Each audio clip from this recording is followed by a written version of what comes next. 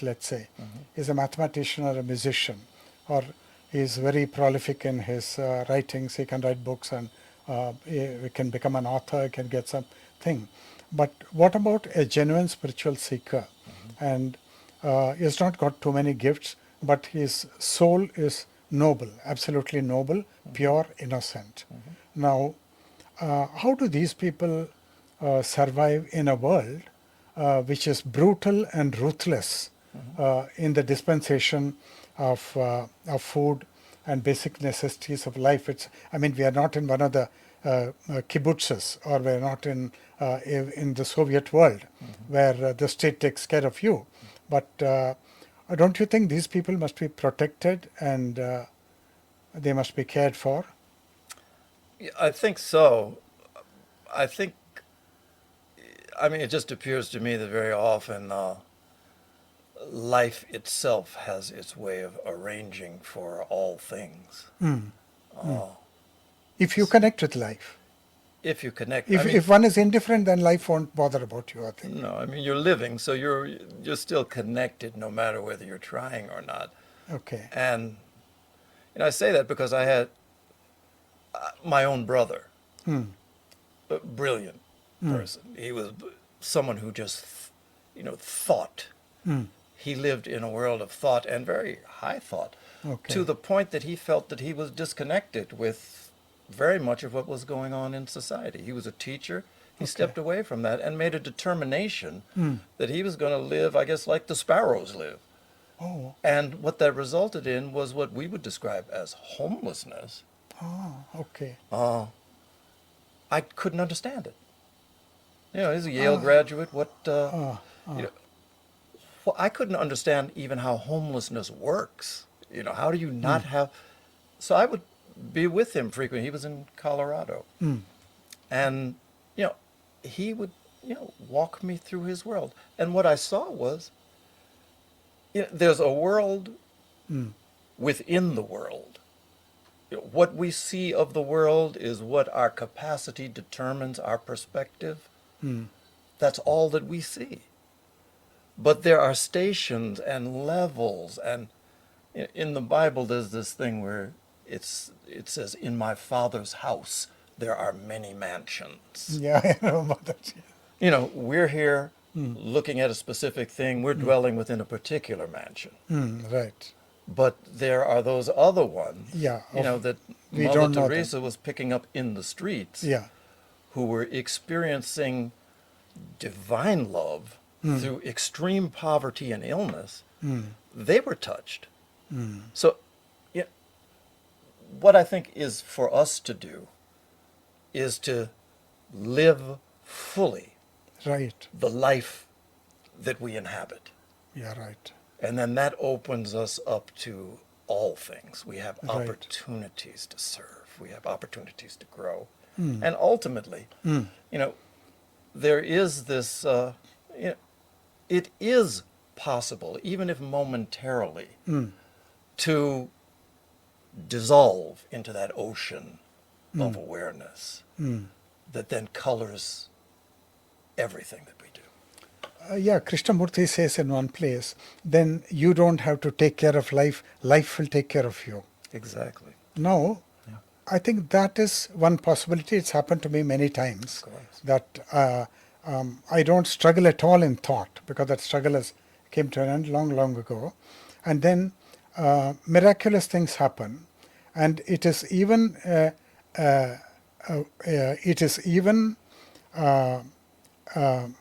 sinful to describe them as miracles and talk about them, because the self again starts a new journey. Of course. Right. Of course. So you can't do that also. Right. So, but you can see that some extraordinary things are happening, and you're just not dying off, but help is coming from invisible sources, Yeah. and then it's coming from the divine. Yeah. It's not coming from some other place. So that happens. Yes, that is one way. What Krishnamurti is saying. Then you don't, because Krishnamurti is the grand negator. So he says negate everything, but then life will take care of you. Yes, but then you must also be prepared for the other branch, the other alternative, where there will be instances when life will not take care of you. Life will take care of you on some occasions. Life will not take care of you. You will have the problem of homelessness. Krishnamurti was in Switzerland on one occasion, and then he and D. Rajgopal, the man who was editing his works, and they had a lawsuit going, and that man was Krishnamurti's manager. He refused to pay the hotel bill. Krishnamurti was stumped. And so life will not take care of you also on some occasion. Sometimes life will take care of you. Is there a new beginning possible for which some spiritual luminaries must show the way, that for people who have become noble-souled and very pure and innocent, that they must somehow be cared for, which is not to encourage them to become lazy people. No, I'm not saying that. No, that and such innocent people will not be lazy also, because the conscience is very strong, and so they want to give more than they receive. So all that said and done, but don't you think some initiative is needed? Not like Mother Teresa's running to the rescue of handicapped people, homeless people, people are dying on the pavement, lepers and so on, but people who are misfits for this world. Absolute misfits. Why? Because of the spiritual awakening. There is that species also. Yeah, of course. Of course, how would you determine who those people are? So, I mean, once we start building structures for things, then you have to, it has to be things that have structural description. Norms. How would I determine that? Would we identify a particular person with profound clairvoyance, which then would be placing our confidence in another person to look and see that these are the ones? Or how would I know? No, you won't know. So, you won't know. They may profess many things.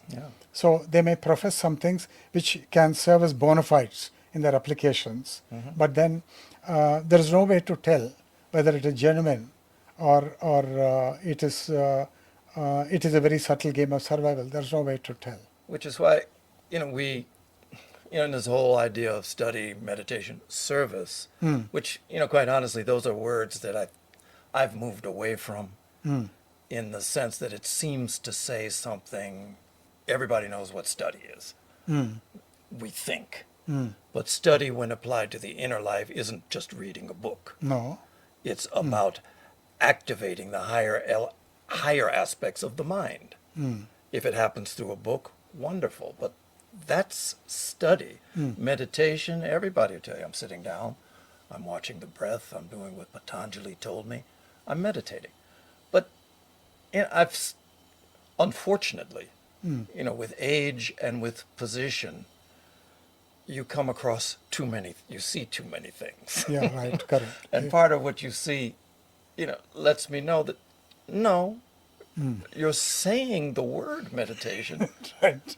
but you're just running through your thoughts just like you are, Absolutely. So for me, it's experimenting with quiet. And quiet has pronounced depths. There's quiet, there's stillness, there's also silence, where the me disappears. That's, what I would speak to, this meditation. And then service. Every service has this connotation of the higher moving toward the lower in most people's minds. I've got something, you don't. Oh no. I'm giving it to you. Oh my God, that's or wonderful. I have wisdom. I'm serving. Oh my God. But I'm not talking about at the highest level. But there is a certain connotation. There are the poor, there are the needy, there are the ignorant. So for me, again, I just have to reframe it in the sense that what is service? What is happening when we are serving? And for me, I would describe it as conscious, compassionate activity. Compassionate, yeah. You are active Yeah. in a conscious way, Yeah. in compassion. Yeah.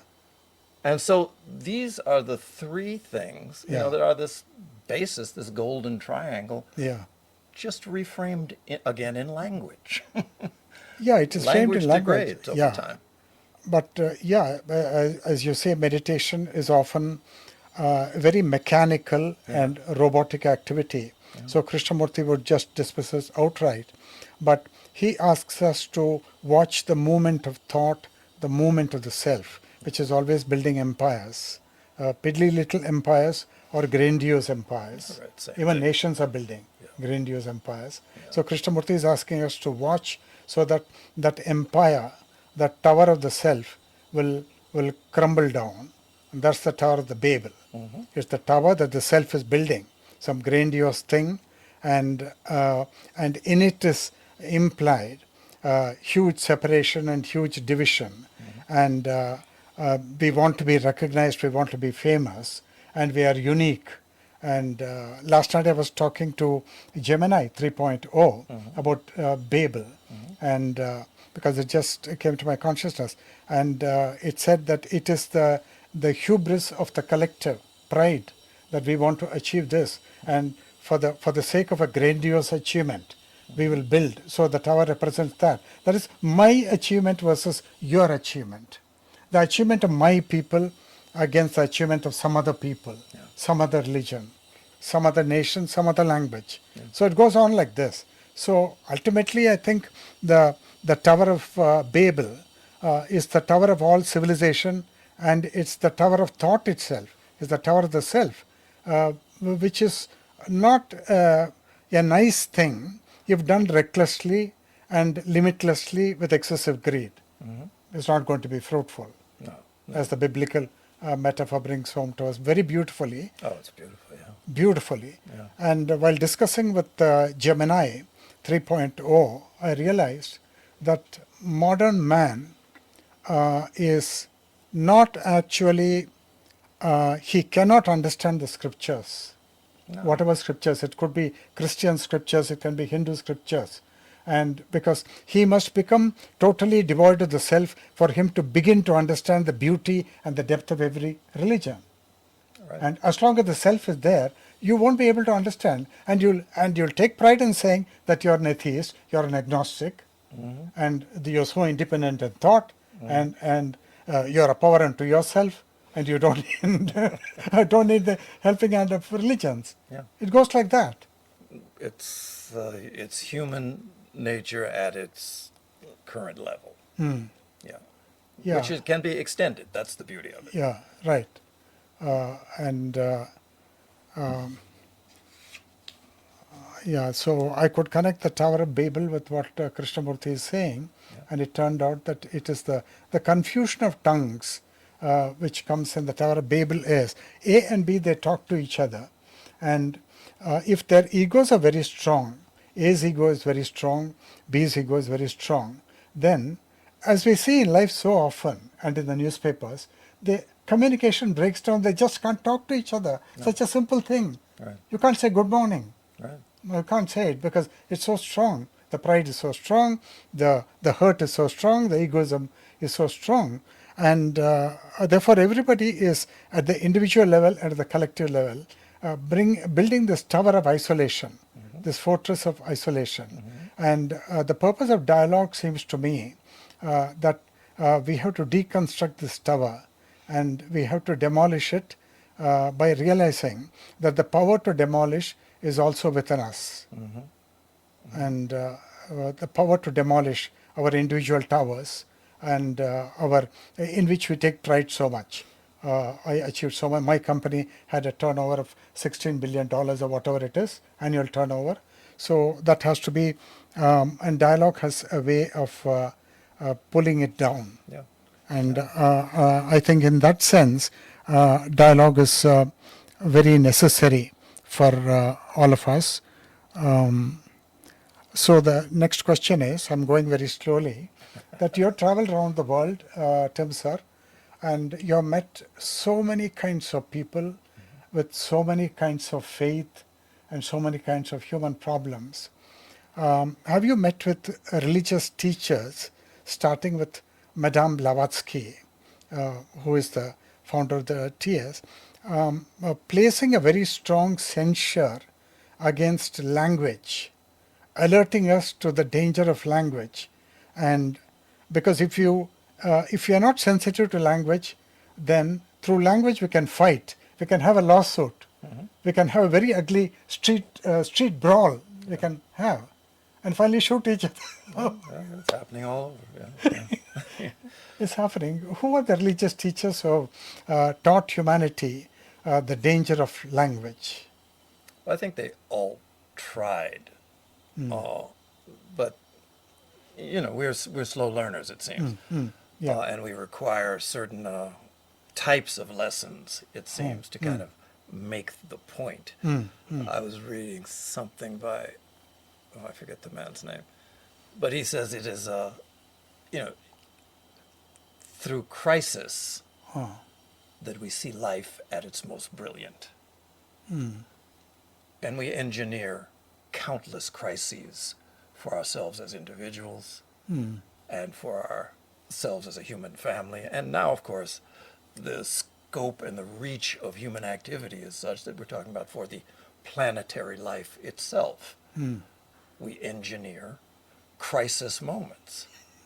Everybody says if you fail to learn from history, you're doomed to repeat it, but we don't learn. Yeah, we don't learn. Memories are short. Yeah. Generations, they say a generation is about 20 years. So from generation to generation, there is this creation of moments that require learning. We're in this condition right now. We talk about climate change. The world is heating up. There are going to be portions of the world that will be unlivable. In India itself, there are going to be areas that because of the temperature, because we will be unable to regulate the heat of the body, You're right. sweating won't do it, Yeah. breezes won't do it, they'll become completely uninhabitable for a human being. But things like that are happening all over the world. And at the same time that these things are happening, as human beings, at the national level, there are all these sorts of graspings for the resources that people imagine will allow for their individual continuation. Glory. Yeah. Buddha, in one of the Buddhist teachings, he talks about it's called I forget this, but the story goes like this. A very wealthy man has 2 kids and they're in the house playing, and they're playing a game, they're engrossed. And he looks and the house is on fire. Yeah. He can't get to them. Yeah, I read that in the book. Of course. He can't get to them. And he cries out, come out. They're engrossed, completely And they're engrossed. playing their game, they're engrossed. They won't come out. I mean, in that particular story, he lures them out by showing them toys. Yeah. Toys are Yeah. the examples of the religions. You get a Yeah, costume. right. Yeah. You get something to wear. You get authority. But you look at the world today, the house is on fire. Right. Undeniably so. Yeah. And almost literally so. Yeah. And as a human group, what are we doing? Playing with borders? Playing with grabbing at the oil and the things that actually perpetuate this global climate change? It's a description of our behaviors. What do you do is what these teachers come. And it's the UN was created as a result of world wars. Yeah. All of these different things, these climate meetings, these climate summits were created as a result of awareness of a precipice up ahead. And we find a way to remove the brakes and run toward the precipice. Yeah. So what that means is, in the example from the Gita, a warrior looks at what's laying ahead, and in his mind's eye, he says, I can't be a part of this carnage. And, then it's time for him to go up to the top and talk to somebody with a higher understanding. But you're a part of it. Of course. You have a role to play. Yeah. Recognize your role and play it to the fullest. Yeah. And with that comes understanding. And so for people who are looking towards some sort of, I mean, we can call it spirituality or universal consciousness, what's your role? Yeah, And at that given time, at that given juncture. yeah, I Yeah, mean, well, so, life is asking you to act, yeah, and we can't say that no, I'm not going to act. We can't say that. yeah, you can't run away from No, life. you can't. You can't. So what's our role now? Given Yeah, all the things that we see, yeah. what are we supposed to do? It appears that every human being, some human beings are in positions whereby they can influence the course of humanity in a lesser or a greater way. For example, people like you, whose word reaches congregations of people in 75 countries speaking different languages, despite the language barrier, and the message goes to them, they can think about it. In lesser measure, in greater measure. Everybody can do on a daily basis a small act or a big act, which will be in response to what life calls upon us to do. Yeah, Life will call upon us to do something. yeah. And there, if you are selfish, I think we won't act. Or we'll act on our own behalf only. Yeah, yeah, We refuse to act because every act of ours is only in our self-interest. yeah. But if we can recognize that we are the world, as Krishnamurti says, and that the world is us, then we take every cue very seriously. And in a lesser measure or a greater measure, we give our all for world welfare. And And that can translate to a lot of things. I yeah, heard just the yeah, other day someone made the point that everybody isn't speaking to people in 75 countries. Everybody, some people are speaking to the 5 people in their family and their 2 neighbors. And so, a simple act of kindness yeah, and true. cultivating the quality to be kind radiates to those 3 or 4 and then out to the other. And Absolutely, that's the ground you can cover right now. absolutely.